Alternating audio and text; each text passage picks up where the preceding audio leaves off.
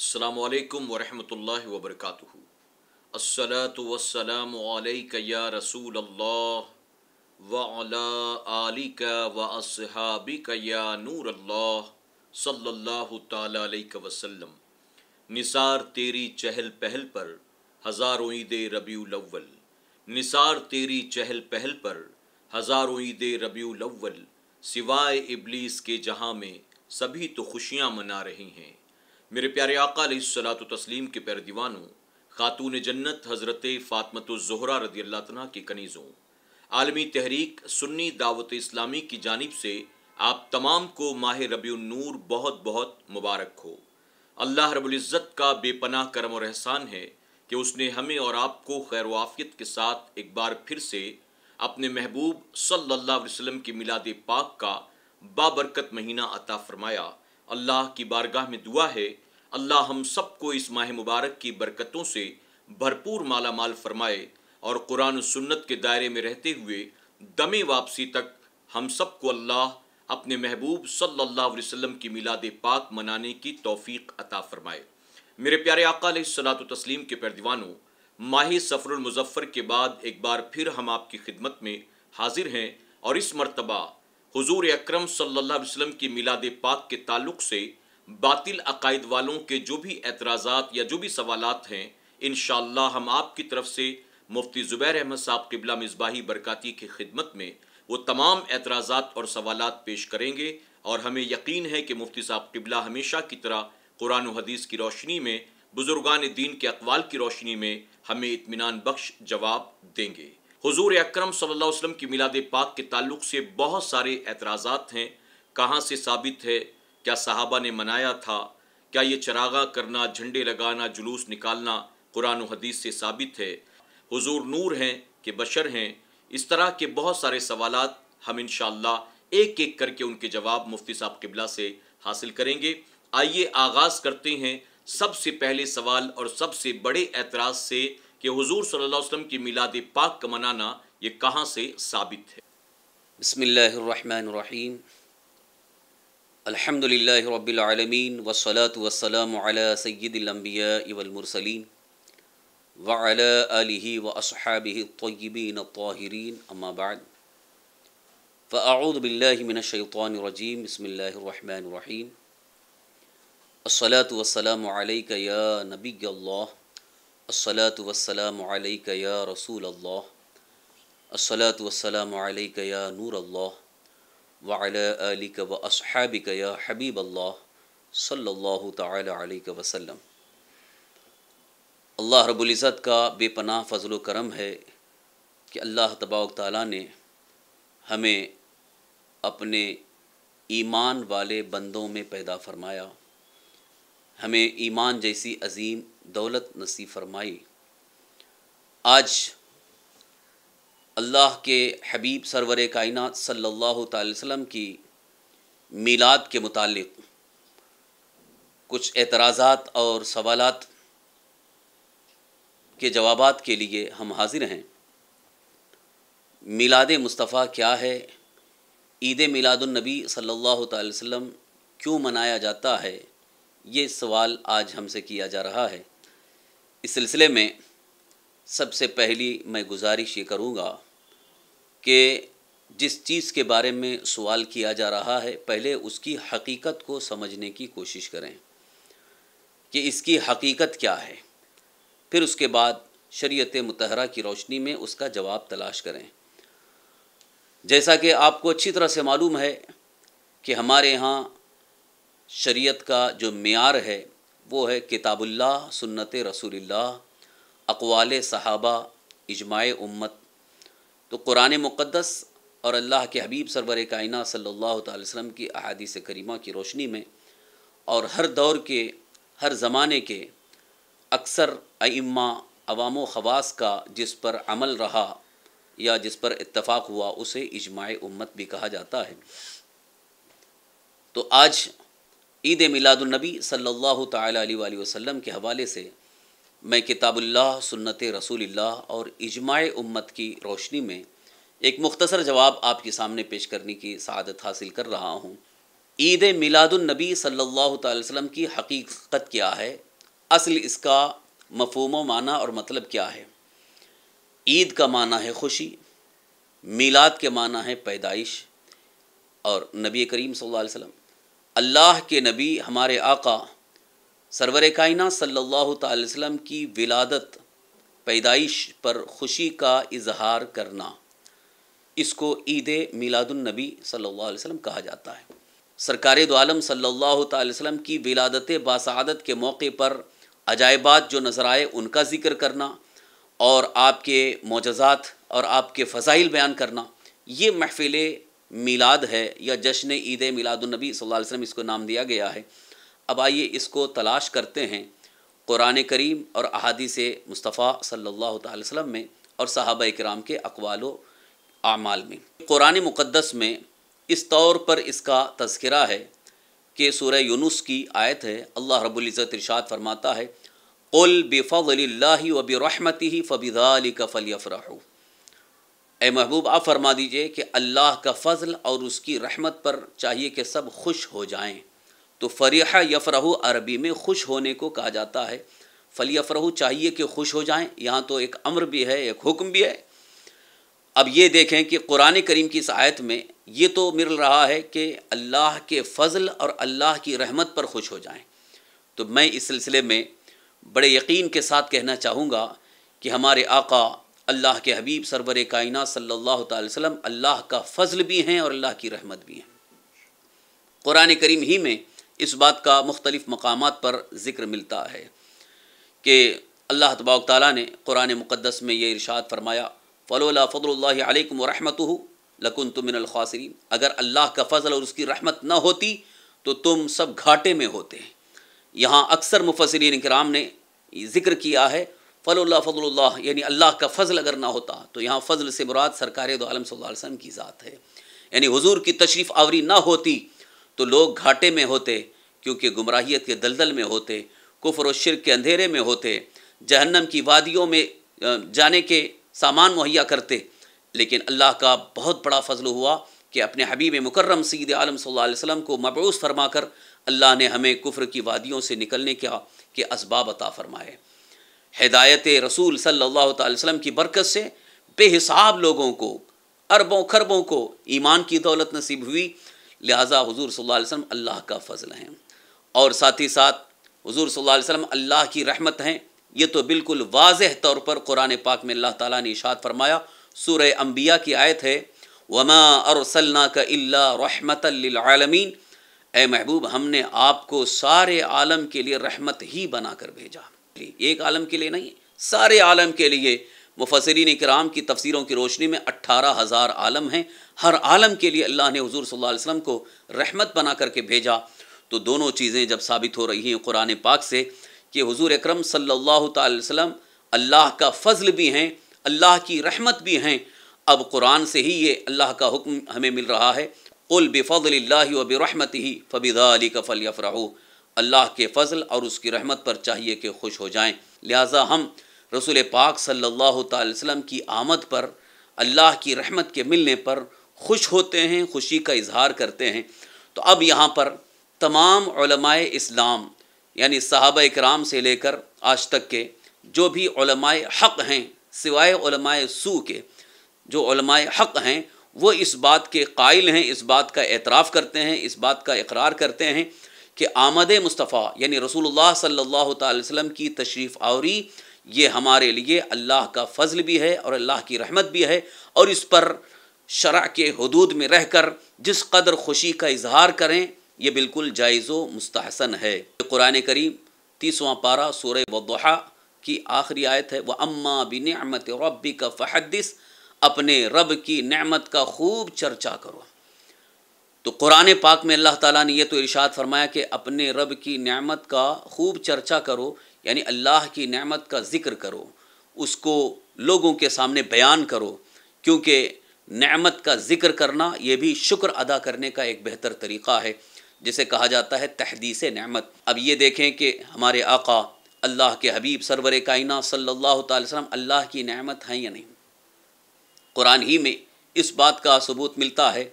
کہ اللہ تبارک تعالیٰ نے ارشاد فرمایا لَقَدْ مَنَّ اللَّهُ عَلَى الْمُؤْمِنِينَ إِذْ بَعَثَ فِيهِمْ رَسُولًا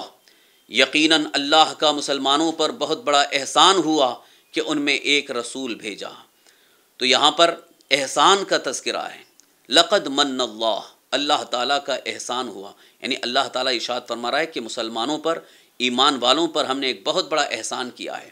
وہ کیا احسان ہے کہ رسول یعنی آخری رسول حضور رحمت عالم صلی اللہ تعالی وسلم کو دنیا میں مبعوث فرمایا، دنیا میں بھیجا، تو اللہ تعالیٰ نے ارشاد فرمایا ہم نے مسلمانوں پر احسان کیا۔ ہم اس بات کو اچھی طرح سے جانتے ہیں کہ جتنی بھی نعمتیں ہمیں ملی ہیں دنیا کے اندر وہ سب اللہ کی ہی نعمت ہے۔ اللہ کا احسان ہے کہ ہمیں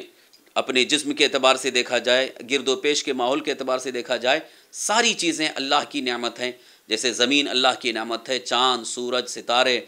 آسمان، ہوائیں، اور ہمارے لیے آکسیجن، اور جسم کے اندر جتنی چیزیں ہیں، چاہے آنکھ ہو، زبان ہو، کان ہو، اور ہاتھ، پیر، دماغ، یہ ساری چیزیں اللہ تبارک تعالیٰ کی نعمتیں۔ مگر اللہ تبارک تعالیٰ نے یہ کہیں ذکر نہیں فرمایا کہ ہم نے تمہیں دماغ دیا ہے تو احسان کیا ہے، ہم نے تمہیں چاند سورج دیا تو احسان کیا ہے، ہم نے تمہارے لیے دنیا کی بہت ساری نعمتیں دی ہیں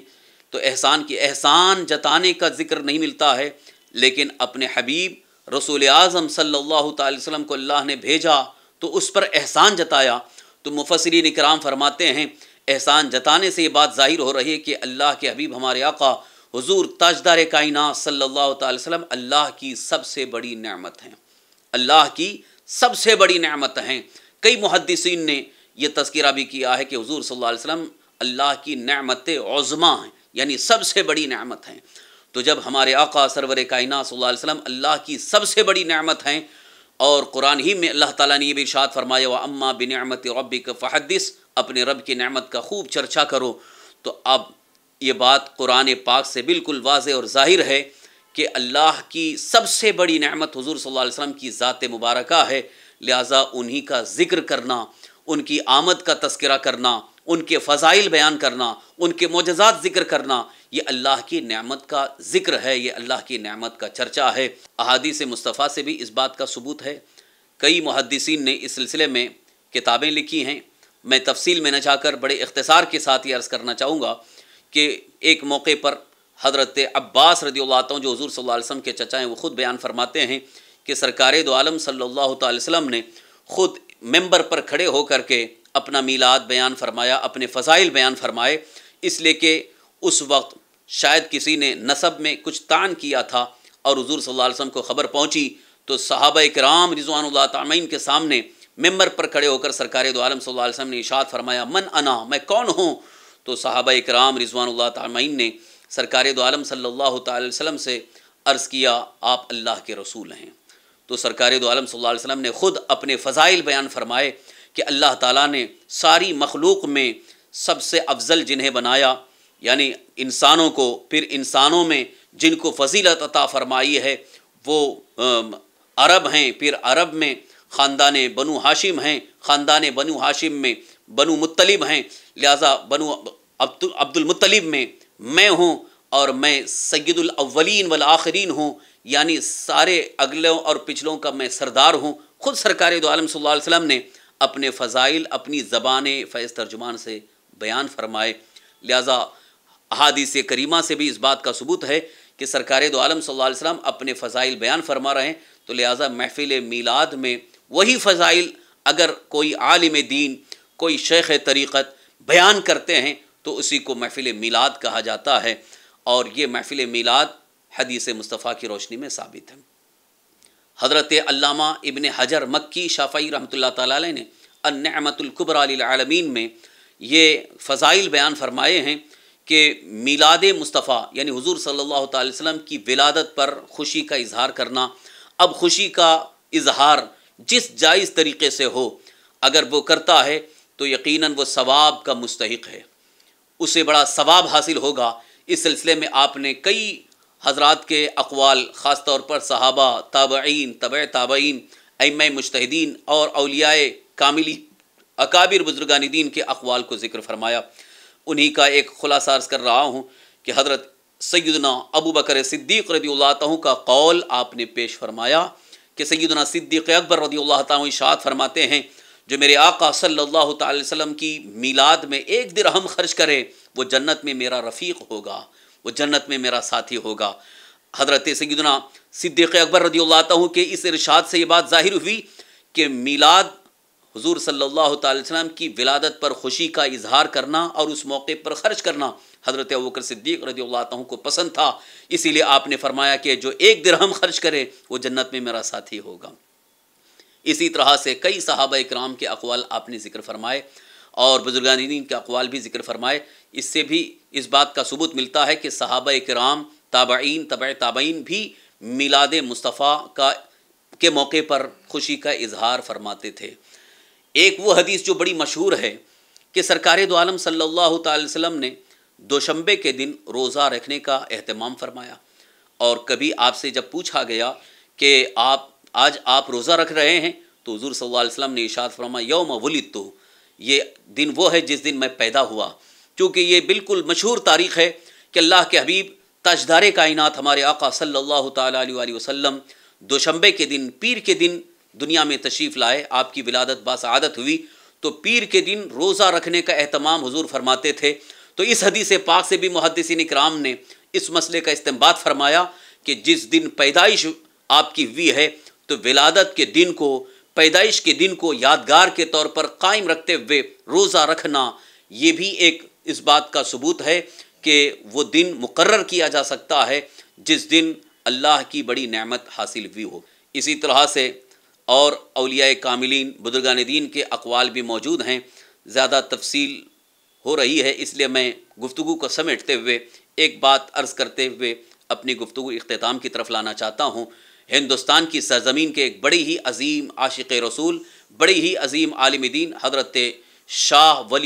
عبد الرحیم رحمۃ اللہ تعالیٰ علیہ، شاہ ولی اللہ محدث دہلوی رحمۃ اللہ علیہ کے والد ماجد، آپ نے اس بات کا ذکر فرمایا ہے کہ ہر سال محفل میلاد کا میں اہتمام کرتا، یعنی حضور صلی اللہ تعالی وسلم کی ولادت باسعادت کے موقع پر 12ویں شب کو محفل میلاد کا اہتمام کرتا، اور میری استطاعت کے مطابق، جو میری طاقت ہے اس کے مطابق جو محفل میں حاضر ہوتے ان کے کھانے کا انتظام کرتا، کھانا کھلاتا۔ یہ سلسلہ جاری تھا۔ 1 سال تنگی کا وقت آ گیا اور میں نے سوچا کہ ہر سال تو میں محفل میلاد کا انعقاد کرتا اور بڑا ہی اہتمام ہوتا، لہٰذا اب تنگی ہے، مگر پھر بھی اللہ نے جتنی استطاعت عطا فرمائی اتنی تو کوشش کی جائے۔ تو آپ نے محفل میلاد کا اہتمام کیا، اپنے احباب کو آپ نے دعوت دی، اور 12ویں شب کو آپ نے اہتمام کیا، مجلس قائم ہوئی، محفل ہوئی، اور آپ نے کہا کہ میں نے دیکھا گھر کے اندر بھونے ہوئے چنے رکھے ہوئے ہیں، انہی کو لا کر کے میں نے ایصال ثواب کیا، بارگاہ رسالت مآب صلی اللہ تعالیٰ علیہ وسلم نے آپ نے پیش کیا۔ پھر اس کے بعد آپ فرماتے ہیں جب سب کو رخصت کیا، سب مہمان چلے گئے، حاضرین چلے گئے، اور جب میں سویا آنکھ لگی، کیا دیکھتا ہوں میرا نصیبہ جاگ اٹھا۔ اللہ کے حبیب تاجدار کائنات صلی اللہ تعالی وسلم خواب میں تشریف لائے اور آپ کے سامنے وہی بھنے ہوئے چنے رکھے ہوئے ہیں، گویا حضور صلی اللہ علیہ وسلم خوشی کا اظہار فرما رہے ہیں، اے شاہ عبد الرحیم، ہر سال تم میری بارگاہ میں محفل میلاد منعقد کر کے، ایصال ثواب کر کے جو تحفہ پیش کیا کرتے تھے ہر سال پہنچتا تھا، اس سال تم نے تنگی کی بنیاد پر صرف چنے تقسیم کیے ہیں، لہٰذا مایوس ہونے کی ضرورت نہیں، وہ بھی میری بارگاہ میں مقبول ہیں۔ حاجی امداد اللہ مہاجر مکی رحمۃ اللہ تعالیٰ علیہ، جو ایک بڑے ہی عظیم بزرگ گزرے ہیں، انہی کے مرید اشرف علی تھانوی اور دیوبندی جماعت کے بہت سارے مولوی بھی ہیں۔